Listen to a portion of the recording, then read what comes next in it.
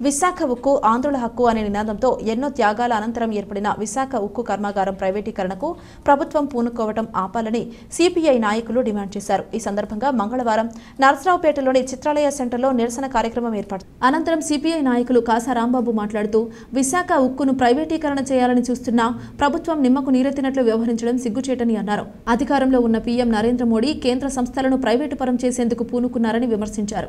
అతిపెద్ద ఉక్కు కర్మాగారాన్ని ప్రైవేటు సంస్థలకు అప్పగించే ప్రయత్నం చేయటాన్ని ఉపసంహరించుకోవాలని డిమాండ్ చేశారు. సిపిఐ నాయకులు దాసరి వరహాలు, ఉప్పలపాటి రంగయ్య, చిన్నజాను తదితరులు పాల్గొన్నారు. కేంద్ర ప్రభుత్వం విశాఖ స్టీల్ ప్లాంట్ ని అమ్మాలనే ఒక దృక్పథాన్ని పెట్టుకుందో దాన్ని వెంటనే విడనాడాలి, వెనక్కి తీసుకోవాలని చెప్పి ఏఐటీసీగా డిమాండ్ చేస్తూ ఉన్నాం. రానున్న కాలంలో విశాఖ స్టీల్ ప్లాంట్ కోసం పెద్ద ఎత్తున పోరాటాలు కొనసాగిస్తామని చెప్పి ఈ సందర్భంగా తెలియజేస్తూ ఈ కార్యక్రమంలో పాల్గొన్నటువంటి 50 మంది కార్మిక సోదరులందరూ కూడా ఏఐటీసీ తరఫున విప్లవాభినందనలు తెలియజేస్తూ ఉన్నాం.